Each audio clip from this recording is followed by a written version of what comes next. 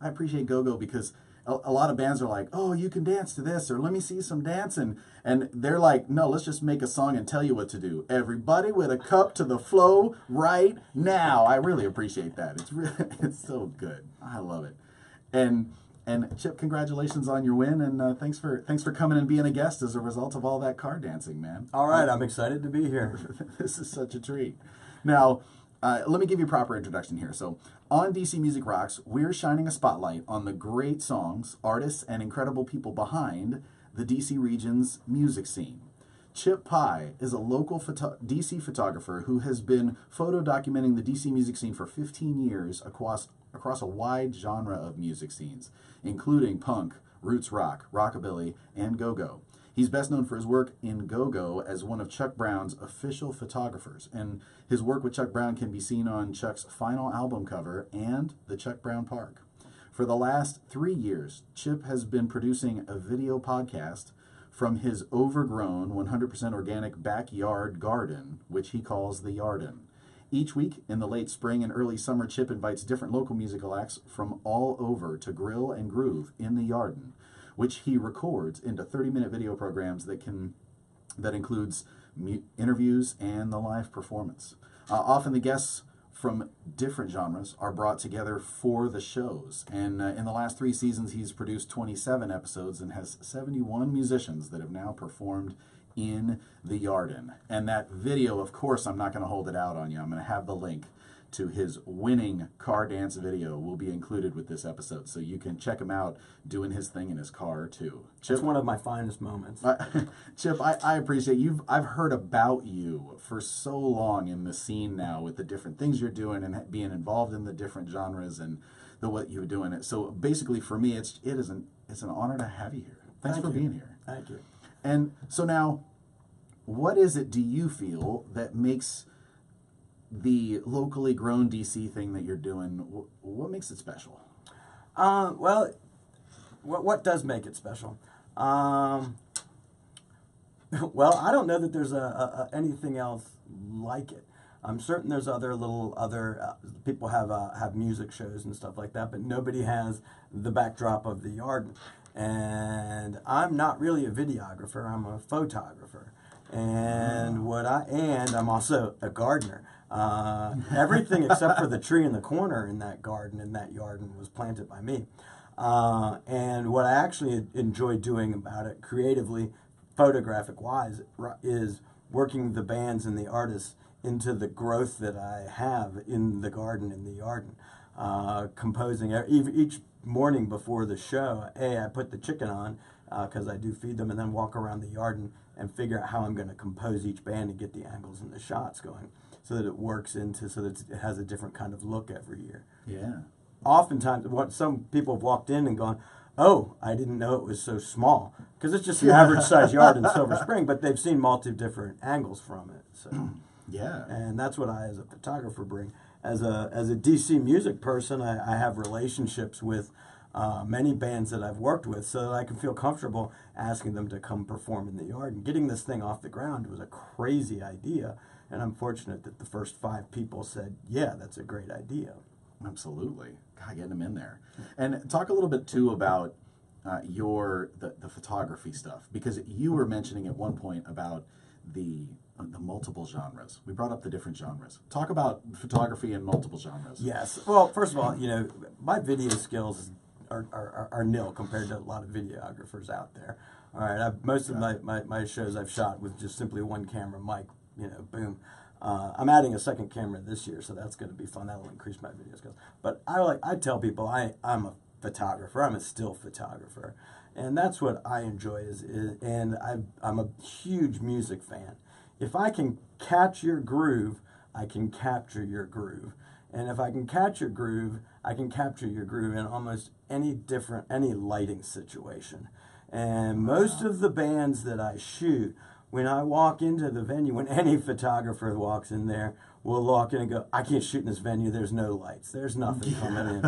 You know, one of the places I've been shooting rockabilly is Hank Diedel's Tavern, which recently burned down. Oh, no. Okay. And Hank Diedel's Tavern's been there for 100 years. What part of the city is that? Rockville, Maryland, right Okay. across from White Flint Mall, where White Okay. Flint Mall used to be, is Got where Hank it. Diedel's used to be. Got it. But there is a movement to save Hank Diedel's. We have had raised money, and Hank Diedel's will rise again. But the only light in there is the lights off the pinball machines.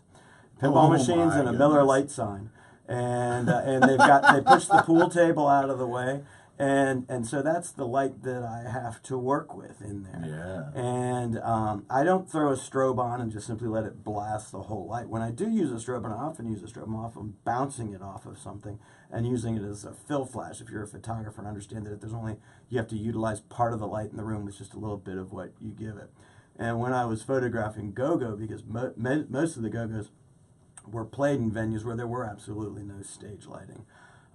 So I was able to bounce light off using fill flash, bounce it off of I actually use pieces of plastic from a milk carton that I strapped to the top of my strobe, and meter the light in the room, back off, close the aperture a bit, bring it down, and throw a little bit of light in there.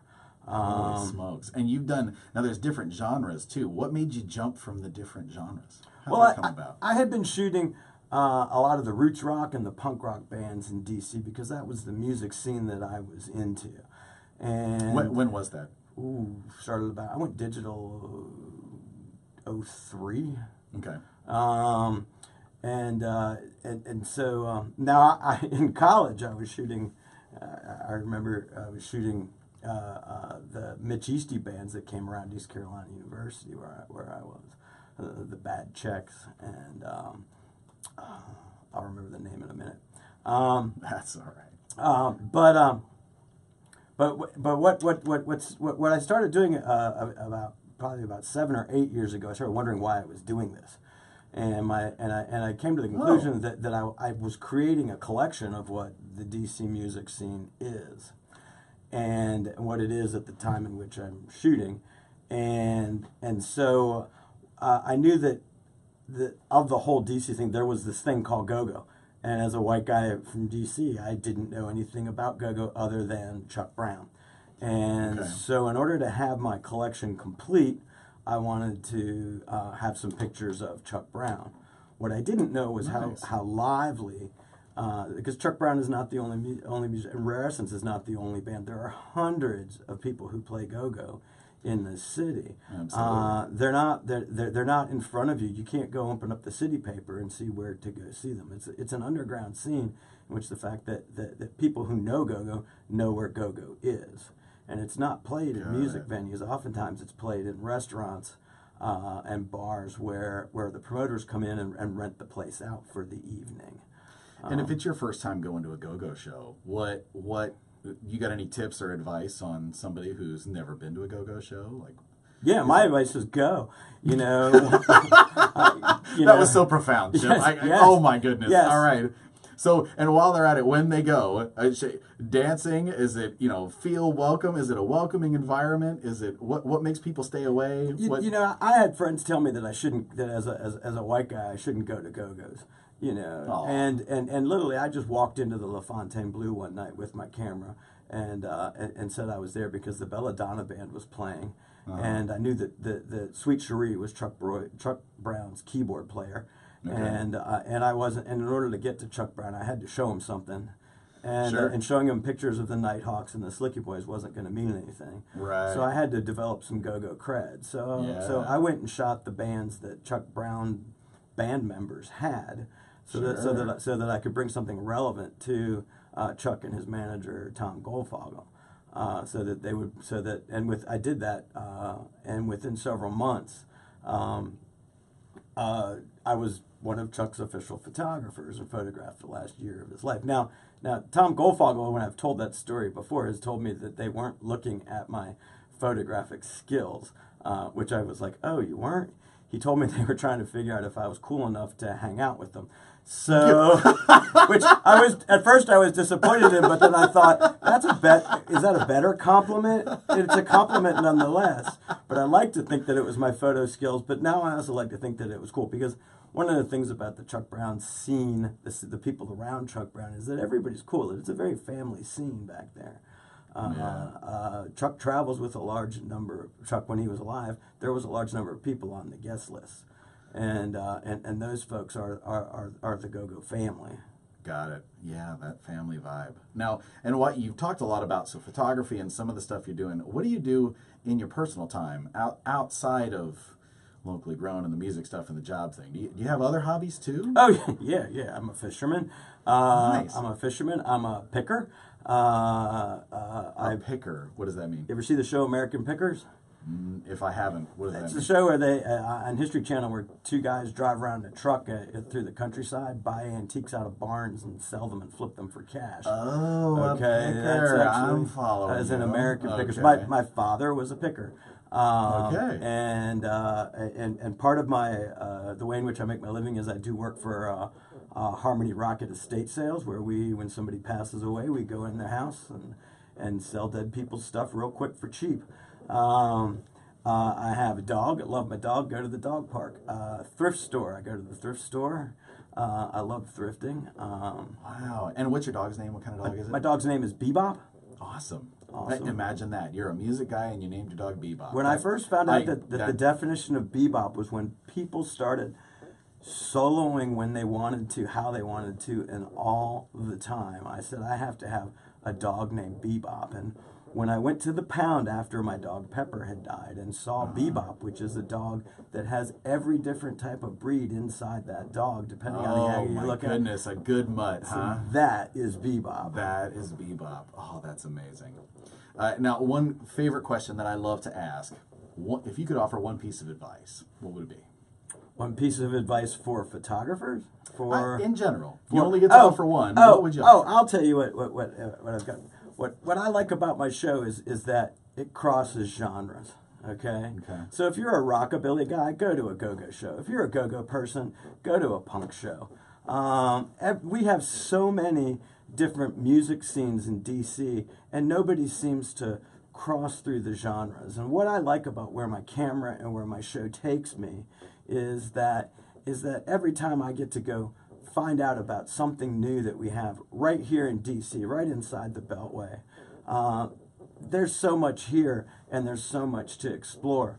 And a lot of the people stay right within their genres and have their 5 or 6, 7, maybe 10 bands that they listen to. But jump out of your genre, that's what I say.